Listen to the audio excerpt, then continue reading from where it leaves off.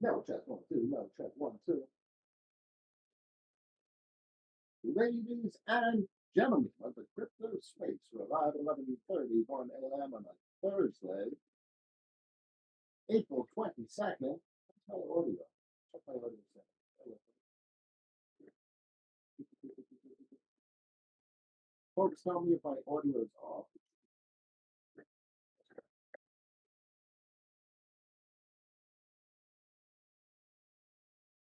Check, 1, 2, check. Okay, okay.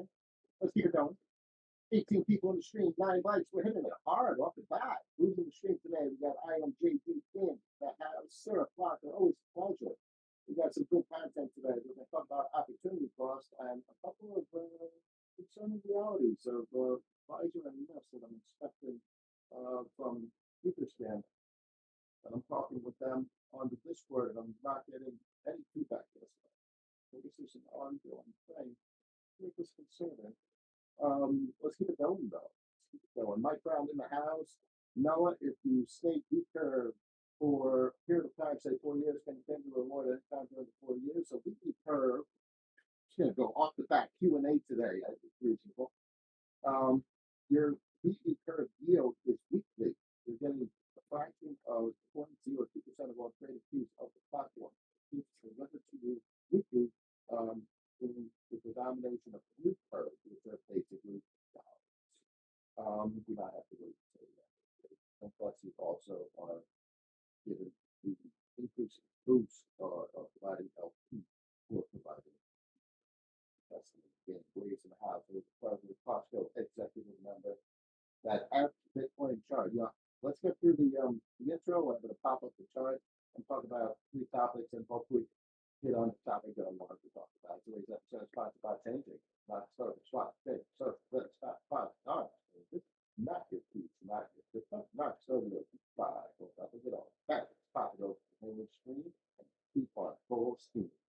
Okay, so let's do that.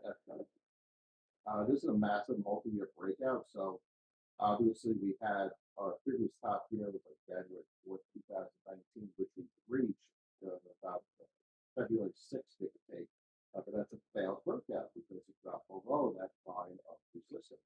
But what we have now is a failed breakout that turned into a higher high, which is often what I talk about. I think we began to have a retest. We had a breach to the downside. And I find this interesting and moving into the forward, considering the decline I think so it's now that we had the breakout, the retest, and the higher high, and they have to talk about the 3 steps to pull confidence. We had a breakout very higher high. So that's the new thing and the sequence that I often talk about. But I think what's more pertinent is the breakout and the high high of those 3.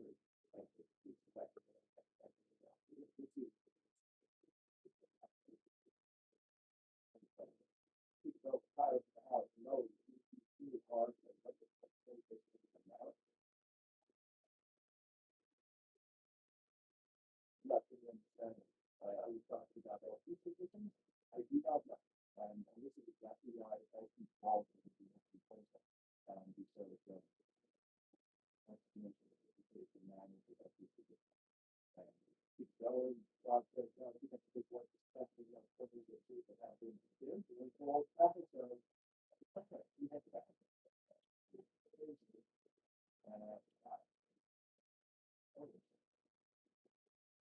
Upside then.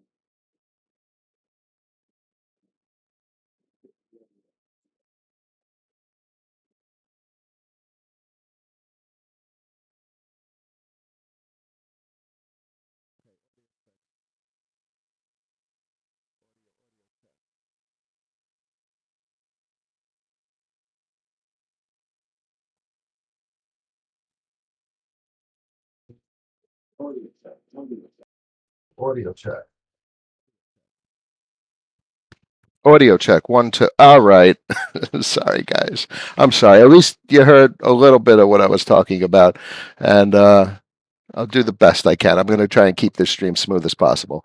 The genius guy, Mike Brown. Can you claim the rewards but the curve is locked for the duration of the agreement. That's correct. Thank you for contributing, my friend.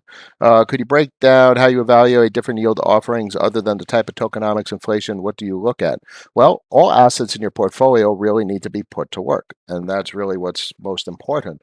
If they're not working, you're missing out on the opportunity of what DeFi is offering. Now, and of my kilobytes per second is flailing. Let me know if the video is off. This might be an absolutely horrible stream today with regard to technology performance. So, putting assets to work is the most critical opportunity of the DeFi space. But putting assets to work and generating returns, you absolutely have to understand the tokenomics that facilitate the returns. Otherwise, it may be unsustainable. You may be putting risk on the table. You may have extensive opportunity cost on the table and permanent loss considered. And these are extremely important factors to think about before taking a position. Um, Different tokenomics. What's most important is if you're thinking about incentivized emissions, are those incentivized emissions sustainable? Are they going to contribute to debasement? Are there significant deflationary pressures? And other tokenomics models in the DeFi space, you really, the pinnacle is Curve. With the 4-year lock period and the revenue share facilitated by transaction fees of the platform, you're talking about one of the strongest tokenomics models there is, particularly because after 4 years, who the heck's going to want to unlock their assets if they're generating a weekly revenue stream from platform transaction fees? Could you break down? That's your answer, Vog. Let's keep it going. Josh, this all right. Here comes the sound text, sound text. Let's scroll down. Scrolling down. Sorry, guys. Derek, hey Noah, glad Method finally updated the UN. I got my LP tokens back. We hear you now. Excellent. So yeah, that's a big concern. What's going on right now? So I have a bunch of earned, and I'm looking for somewhere around 70,000 Method that I'm trying to track down, and I'm talking with them on Discord, and I just brought up the messaging, and I'm trying to clearly I'm showing them that they never hit my NFT vault. It's not anywhere. All I had was LP tokens ever in the vault. So I'm inspecting Etherscan. I'm doing my due diligence. And the question is legitimate. Where are the farmed Method assets? And the same exact phenomena exists for Visor. So that's ongoing. I could look back on Discord and probably there's responses at this point. But that's quite a reason to have concern. I don't have my earned Method. They owe me 70,000 Method, and Visor is probably about 5,000 Visor, and I don't know where it is. So I'm quite content with my redistribution of value towards Mist. There's much more credibility with the project. I mean, the person who created Mist is the person who built these things, who built this system, who built the NFT vaults based on Token Geyser V2, and Ampleforth already has extensive credibility. And the same developer is the person who is contributing to those vaults. We do not know who Visor's team is. We do not know who Method's team is, period. And they forked the concept from um, Alchemist, and that's period. That's the deal. So significant concerns at this point. Where are my earned Method and Visor? Um, John, sound is good now. Thank you. Larry, mentioned in one of your tweets you sell on the way up. Strategy for Mist is exactly what Taiki's talking about. This thing's going to run because literally you guys hear about it from me. People on Chico's stream hear about it from him. And probably the other YouTubers are going to start talking about it. And other people are hyping it up on Twitter. So I'm not liquidating now, but your eyes are on for irrational exuberance because when 200,000, whatever, how many LP providers on V2 realize it's a completely different story, they're going to try and track down how to take advantage of the opportunity with V3 NFT LP positions, and they're going to realize exactly what we already realized. So we were in position early. Some folks were in position even earlier, getting in on Mist at like $30, $40.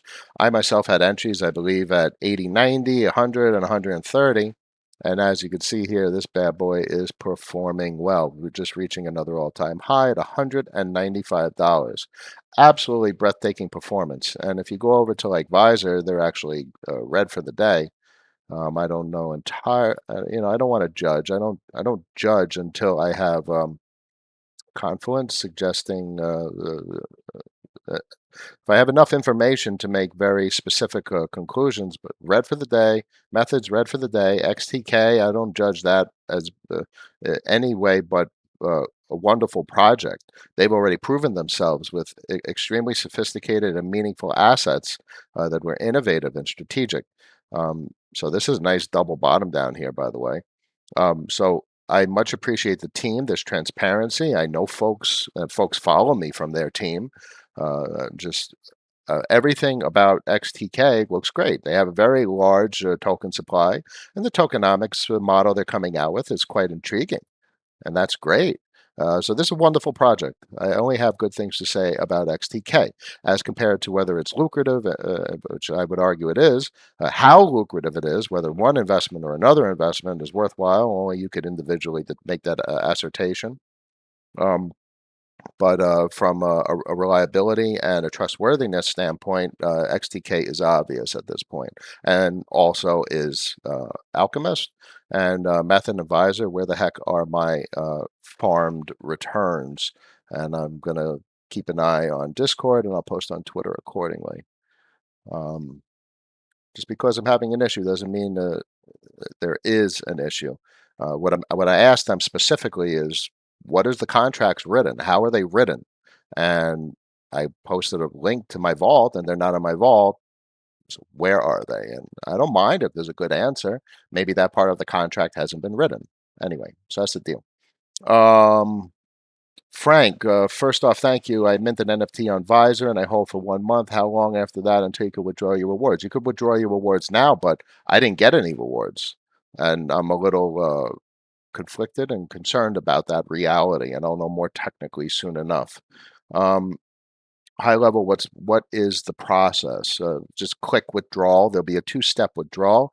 You're going to withdraw from staking, and then the assets, the LP assets, go to your vault, and then the second step of the process is LP token retrieval from the vault, which I did manually prior to their user interface being updated. I interacted with the smart contracts directly. For instance, this is method. This is my NFT vault. I would go to contract. I would go to write contract. And then I could do a transfer ERC20 function call, which is exactly what I did. But my farmed method never hit the vault, so I'm a little concerned about that. Tiki, my man, how are you? Yeah, I appreciate it. Thank you. Your content is wonderful as well. You have a very rational mind, and you're thinking things through in a great way. That's probably the best I could say about it. That's just the truth. Powder Monkey, Nikolai, thanks. Zach, did you take and then withdraw on Visor? They're two separate transactions. That's correct. Montana's in the house. Always a pleasure. I appreciate it. Montana, by the way, everyone has an incredible macro framework. He understands the way the financial systems works, and he really has a deep understanding of what's going on in the DeFi space. Definitely appreciated and impressive to say the least. Carlos, I even think May 5th is too soon to liquidate. Well, that's the whole point. You hold no allegiance to the asset. Mist is a ridiculous asset, has a long time horizon associated with it. The NFT vaults, we have no idea what the hell it's going to emerge into. Frankly, I think it emerges into a complete asset management type of space. It's going to really change everything and evolve the entire DeFi space and how LP positions are managed strategically and intelligently and automatically.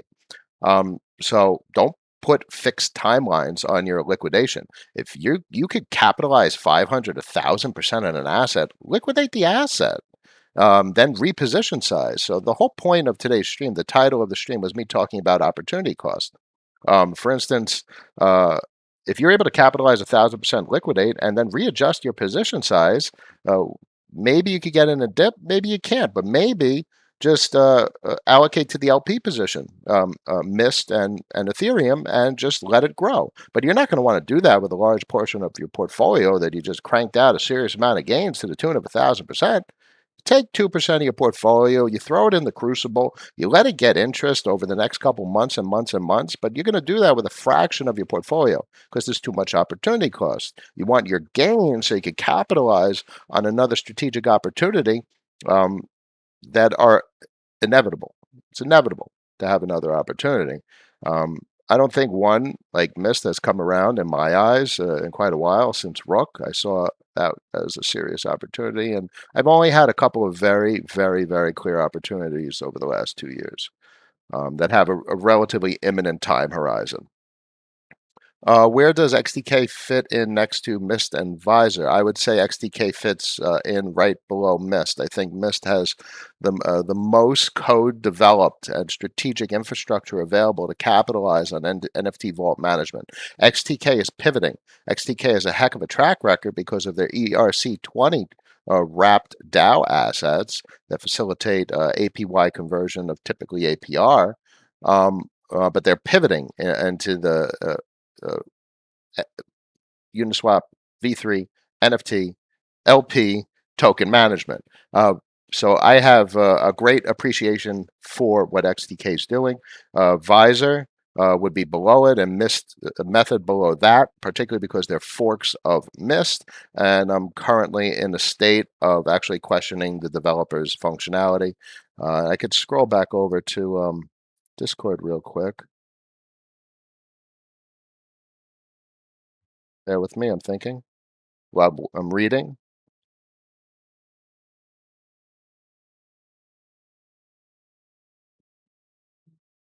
Yeah, they have no answer. So method team has no answer,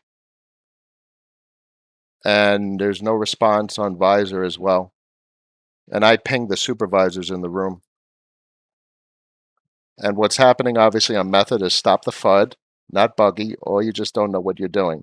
Yeah, okay, that doesn't work with me. I'm inspecting the NFT vault on Etherscan. You can see it right here. This is Method Finance Discord I'm referring to. As you can see here, ladies and gentlemen, the Method Finance contract had input. So this was value in.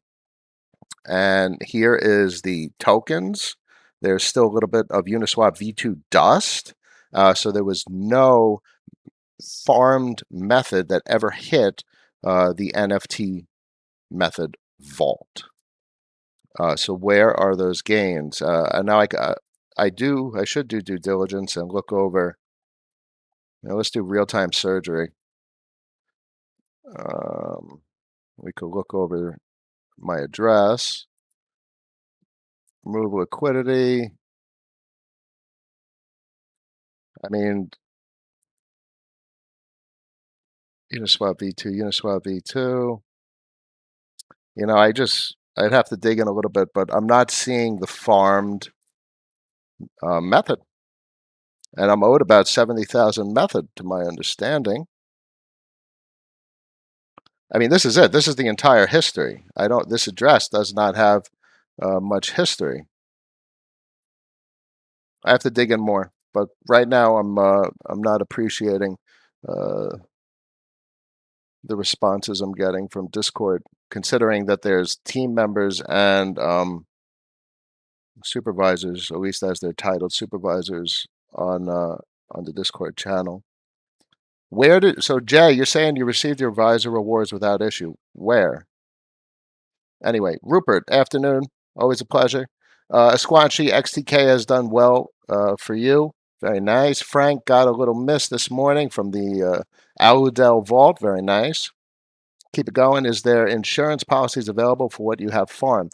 So with regard to farming, I don't farm. I don't do any of this. This visor and method, I don't do things like this. I have no interest in new projects for farming purposes. This is inflationary, and there's no deflationary pressure on the asset.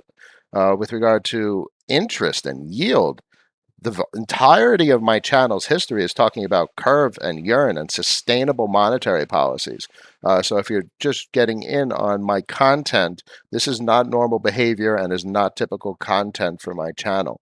But you can ensure, obviously, curve and urine. Jerry, thank you very much. Yeah, Vesper's cool. I think they're giving too many emissions. Bantech mentioned their calculated revenue of sorts is not living up to their mission. So right now they're debasing VSP. John says, do you have standing office hours or do you announce ad hoc? Technically, I don't even announce. The way I handle it is I just click online. I have so many things pulling me in more directions. I wish I could do more office hours, no standing, as I said. But if you keep the window open or you subscribe, the window will automatically update when I click that I'm online. So that might be the best way to handle getting in touch with me. Great, Dadsby, 58 in the chat. Now there's 65, 28 likes. We can do better. Labro, hey Noah, method dev fixing the bug, just withdrew and see my earn method in your MetaMask. Okay, well that's cool. And that's exactly what I was saying. Concerns are just concerns until they're resolved. So bear in mind, I already withdrew my assets. I don't have any transactions that I can execute.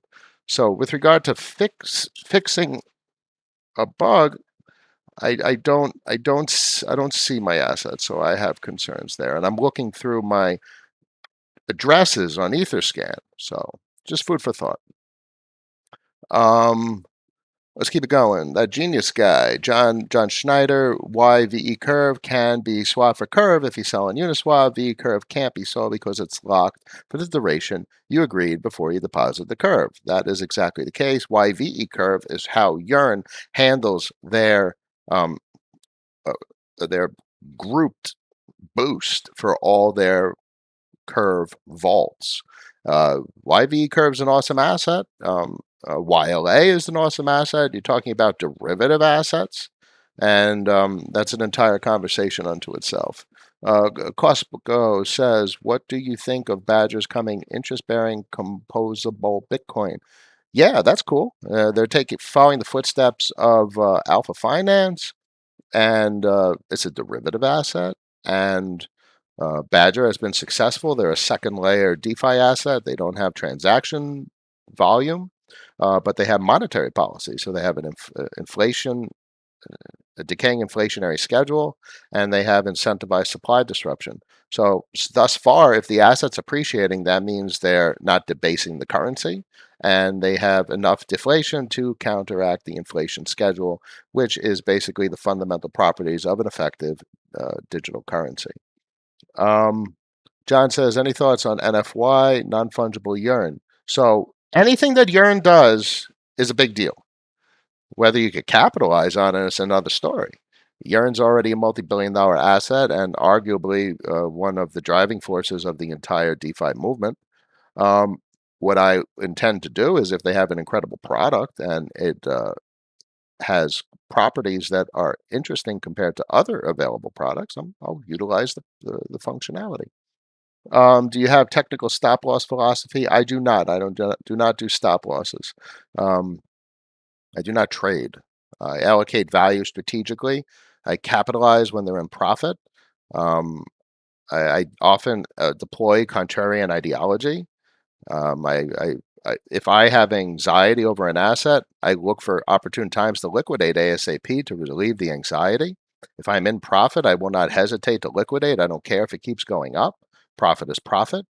I have much appreciation for stable coins because you're earning 30, 40, 50, 60% interest on them on Curve Finance.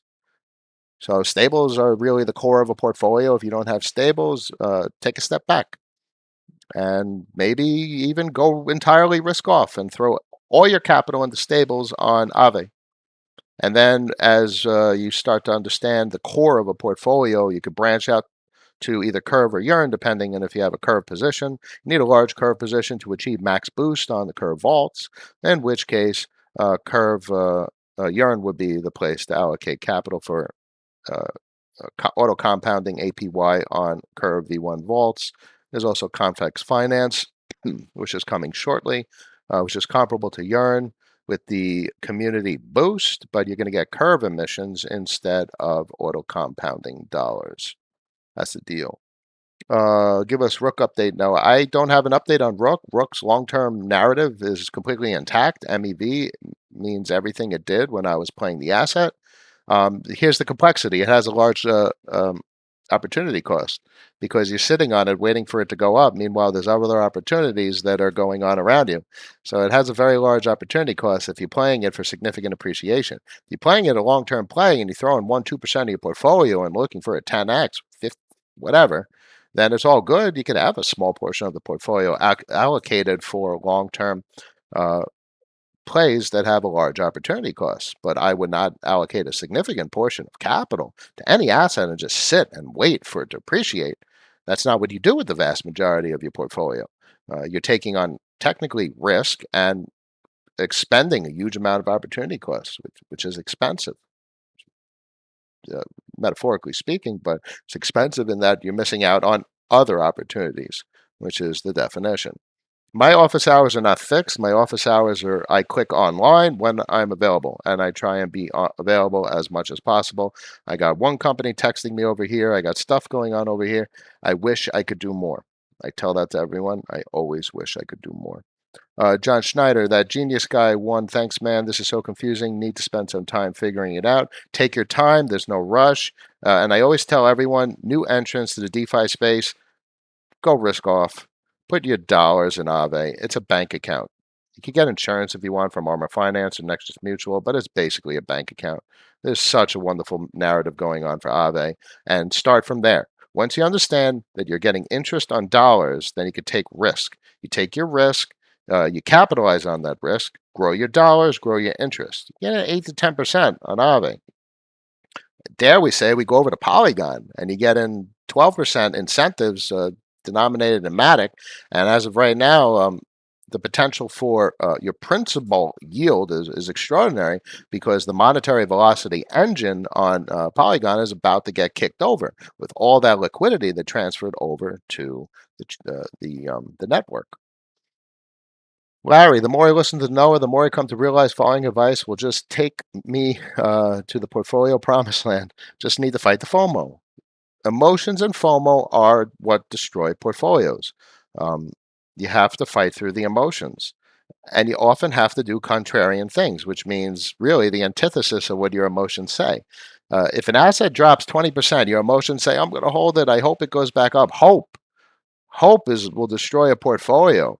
What you want is you want hard, concrete data to establish conviction. I sell plenty of assets that are at a loss. I cut my losses and I rebalance the portfolio into assets that I have strong reasons to think are going to outperform.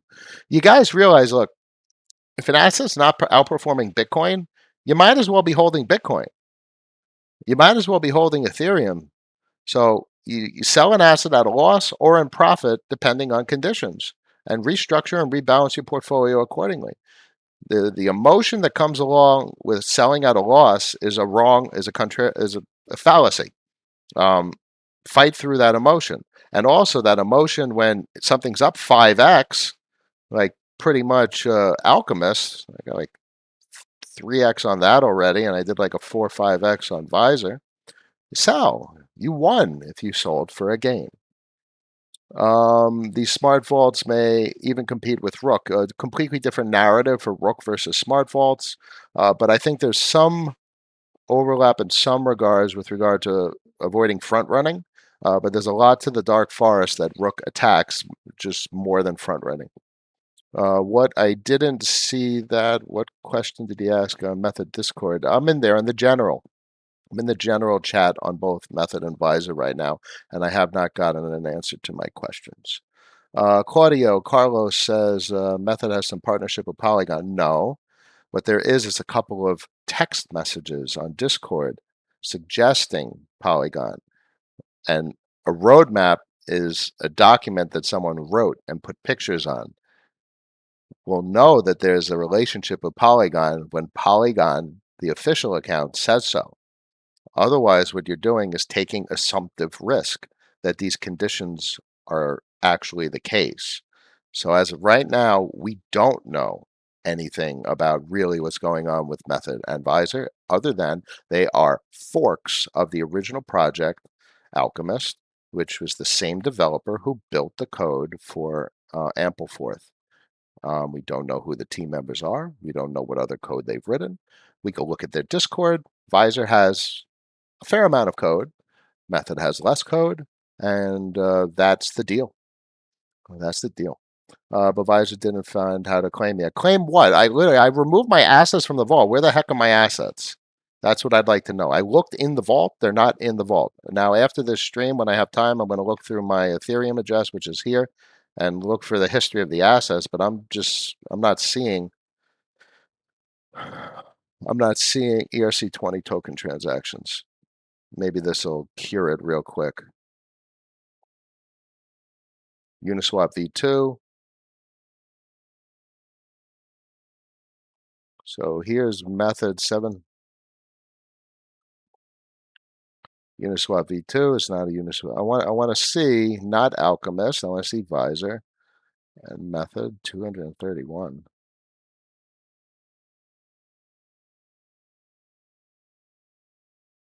I have to dig a bit, but looking for about a 70 chip, 70,000. This was my liquidation. So look, it was right before my liquidation. Sorry guys, I'm digressing from the stream.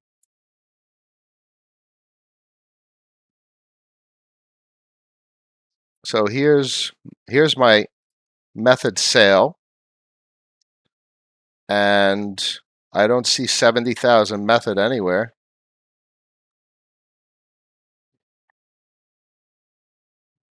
View all. So it'll be right around that 50,000 method sale on Uniswap.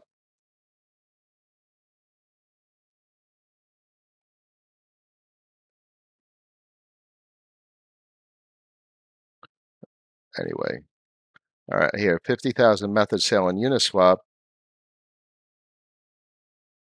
More.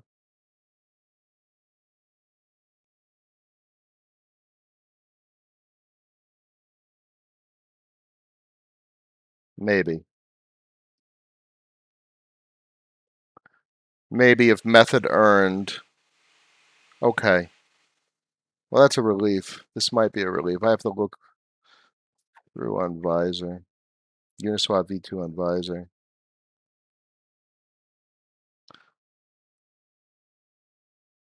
This might be it. All right. So we could alleviate my fear, uncertainty, and doubt by doing due diligence.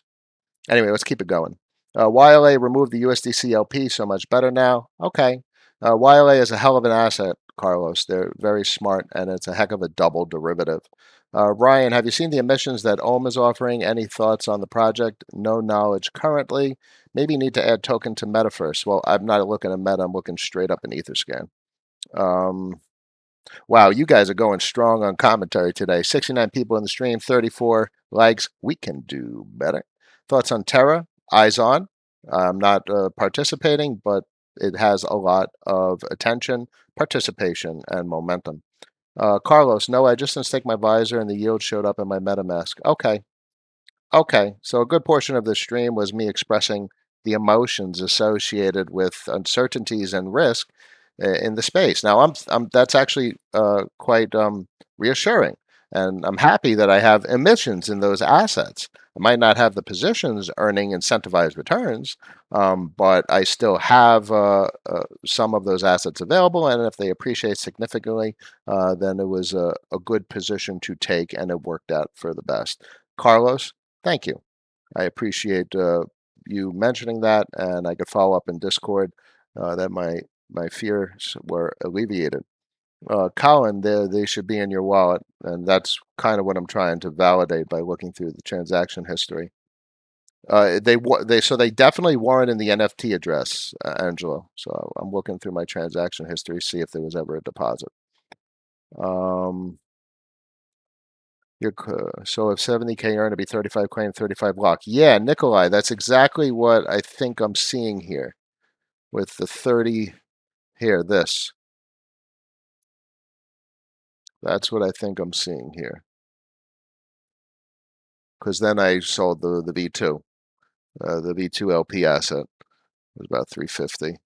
So I believe this was half, and the other half is locked, which is exactly what we see here. And that would account for 70 and change, and half of it was locked. Perfect. See? what a little bit of due diligence resolves our fears and anxieties. Arf, Big Daddy Noah, any thoughts on perpetual dexes? I'm extremely bullish on DYDX. Yeah, it's a big deal. We're talking about transactions which are gambling and very profitable. So what I like to do is provide liquidity and let people gamble with my money, and they give me interest for the liquidity that I provide them. So there's going to be wonderfully lucrative yield-bearing positions to be had providing liquidity, and I'm sure they'll hook in with the liquidity providers, Aave and Compound, that have billions of dollars of liquidity, or obviously you can provide liquidity directly to them. And those are wonderful ways to generate returns on your capital by facilitating liquidity to people that like to gamble and take leverage and so on and so forth. And the beauty of it is it's all over collateralized debt. So your risk is mitigated in many regards. Powder Monkey, glad you found it. Yes. So I'm also happy because I want, I don't like, I like resolving fears, and I like resolving doubts in projects. I think Visor has done a fair amount of work. I looked at their contract commits in GitHub and Method to no discredit to any of the projects. I just like a very seamless communication process, and what's pertinent is that legitimate questions are answered accordingly and explanations are achieved, and apparently that is exactly what occurred, and real time on a stream. So that's perfect, and that's you can't hope for any better of an outcome. And you guys saw due diligence exerted. So Angelo said, "You made me fear a bit." I feared a bit as well, but those fears have been resolved to in real time from what I see based on actual data and information. So now, but what's interesting though, and what's useful is that you guys now see how you can look into your addresses to see history, and you can look at these NFT vaults. I mean, look, here's the vault address right here. But you yourself do your own due diligence and look on GitHub and look at source code and look at commit history, the amount of activity that's available, and understand monetary properties and inflation rates and deflationary pressures, because this is a heck of an inflation rate, which they're doing this particularly to compensate for what is expected significant impermanent loss, and I experienced a significant amount of impermanent loss on Visor as well as Method, as it appreciated significantly over the last week, and that's good to see, and that compensates me for those impermanent losses. But this is going to contribute significantly to inflation, and without a strong deflationary pressure, that will have a debasing effect on the value of the asset over time. Demir, you're very welcome. I appreciate it. Thoughts on y-axis? I don't have an opinion at this point. By the way, are you going to do trademarks so we can do better? It's not a bad idea, Ryan. I like it. Demir, by the way, doing Aave on Matic, and I don't see how the real BSC war will be between actual L2s. They are not easy to switch off by cutting off power to a province. Right? You see what I'm saying? The biggest concerning thing about BSC is that the BSN, the Blockchain Service Network of China, which is basically if it was in the US, it'd be the Department of Blockchain Technology. So the BSN of China has integrations with Ethereum, IrisNet, which is basically Cosmos Hub, and with the Stargate IBC will facilitate cross Cosmos Hub interoperability. So it's the whole Cosmos Hub network, and Polkadot, Neo, and a bunch of others as well. So the Chinese national government's blockchain initiative doesn't have the largest Chinese exchange, Binance, integrated. So that is quite an observation, and I don't have much. I have much fear, so I've never allocated value towards BSC. I don't think it's worth the risk. Dirty says, how much do you risk? Did you take on V Curve when you entered? About 25 grand, which was at the time still a relatively small amount of the portfolio. It was probably like small amount. It wasn't too much of an excessive risk. So I bought about 50,000 Curve at like 25 cents. maybe it was even less. I remember seeing it about, let's say, 12.5 to $17,500 at one point. And clearly that it's worth a fair amount at this point. Um, how much do you bet on this back then? Oh, percent wise, yeah, kind of shied away from that. I guess that was probably about 3, 4, 5% of the portfolio back then. So basically, what was your thought process back then? So obviously, when you're growing your portfolio, you're encouraged to take more risk because you need a significant, meaningfully sized portfolio to be able to start breaking it down into individual components. You're not going to throw $100 to get in 30% yield. It's not going to get you anywhere. So I took on a lot of risk. With great risk comes great returns, and you could also lose everything.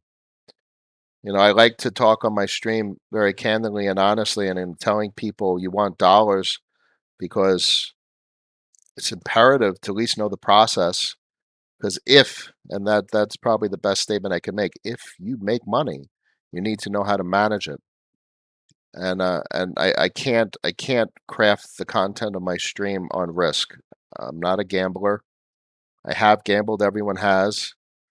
But it's too many YouTubers talk about the next hot asset, and they're literally shaping the market, encouraging people to buy assets, and it's not moral. I don't think that's the right way to operate. I feel comfortable talking about risk and telling people, sure, you go, look, we're talking about Mist and Visor and Method, and how Method and Visor have an increased risk profile as compared to Mist. And Mist itself is a relatively nascent asset. It was like less than 200 mil at this point, but when we talked about it, it's about a $100 million market cap asset. And that's not on the first page of market cap assets, so it's a relatively risky asset. Assets of this market cap get clipped in half, very quickly. Especially with inflationary emissions. I mean, the inflationary emissions for Method are over 2,000%, albeit it's cut in half because of the lock portion. But the inflationary emissions are hundreds of percent on Visors. Someone threw $1 million in, and it didn't have to be an entrant after launch. It could have been a party that had access to those quantity of tokens. They could have earned a significant amount of inflationary emissions to be liquidated, driving down the price. Now, we haven't seen that thus far. I mean, it's been hovering 320. It was up at 380 yesterday. This is a decent chart, but this is not the most bullish of patterns. So I can't argue. Taking risk is important. Managing risk is more important, and that's why I always tell you guys to only risk a portion of the portfolio. And that's why I talk about percentages, and the vast majority should be risk considerate, and the whole portfolio needs to be making gains. Because how I got to where I am, yeah, sure, I took risk, but there was always strategy involved. And what's most pertinent about where I am now is that strategy has evolved. It's more comprehensive. There's a larger framework in play, and I have achieved the portfolio size capable of breaking down different parts of the portfolio to do very specific things. Significant parts of the portfolio are risk off. Small parts of the portfolio, in fact, are relatively risk on. But most of the time I'm not risk on unless I observe a narrative that's overwhelmingly obvious. And this V3 narrative is going to be a heck of a capitalizing event. It has a time horizon, so there's not much opportunity cost involved.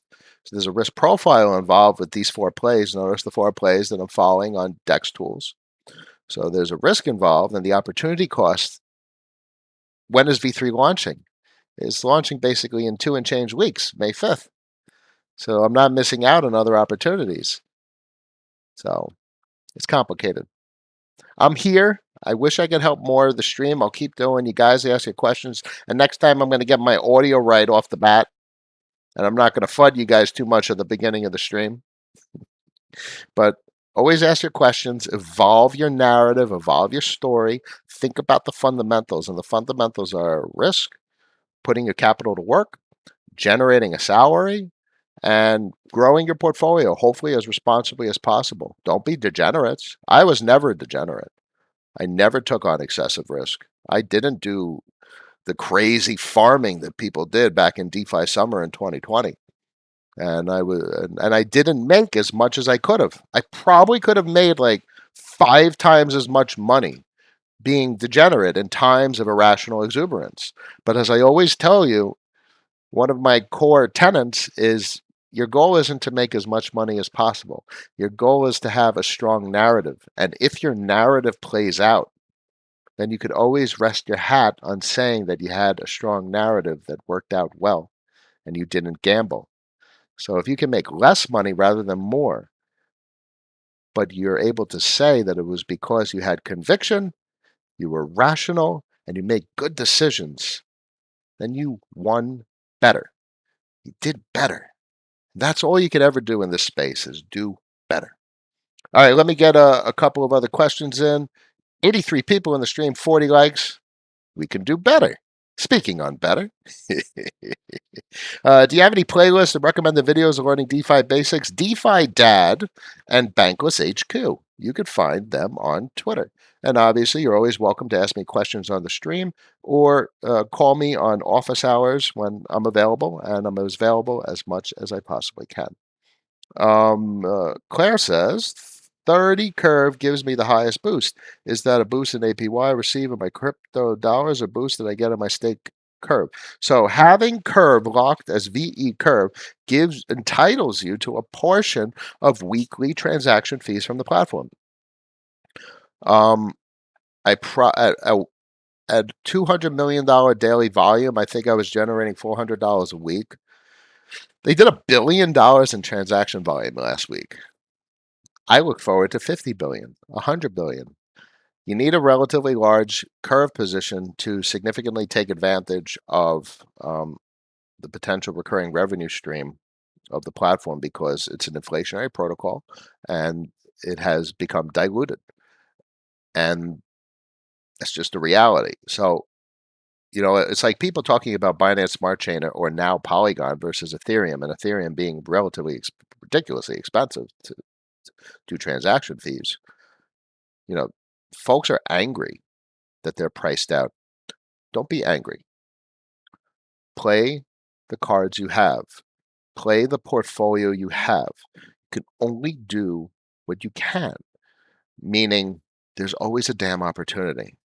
And talking about things the way I do and trying to educate the way I do will help you find opportunities better.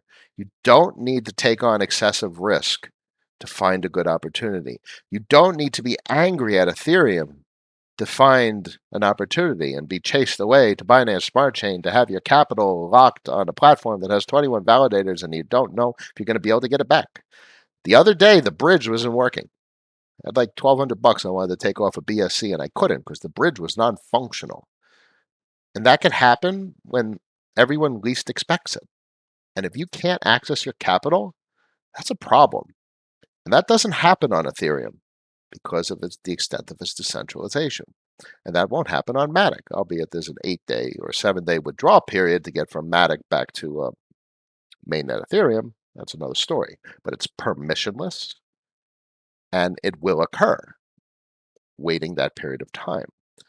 There are centralized factors that could cause Binance Smart Chain to you not to be able to withdraw your capital. Period. Thank you, Angelo, for giving a couple of people places to find information. Let's wrap it up. Zapper released some learning material from DeFi Dad as well. Yeah, DeFi Dad works with Zapper, Carlos, so that's good stuff.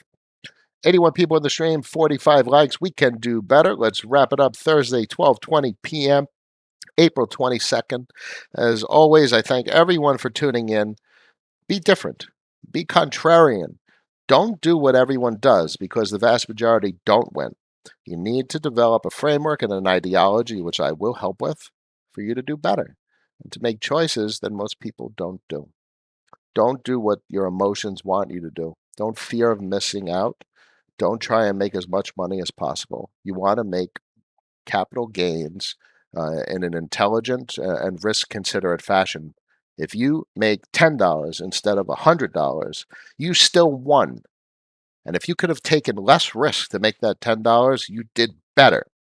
And when you saw your asset go to $100 and you missed out on $90, the emotions you feel are misleading. It's wrong. There's always another opportunity. So if you're in gains, take those gains and don't feel bad about it. Thank you all for joining, and I will see you tomorrow.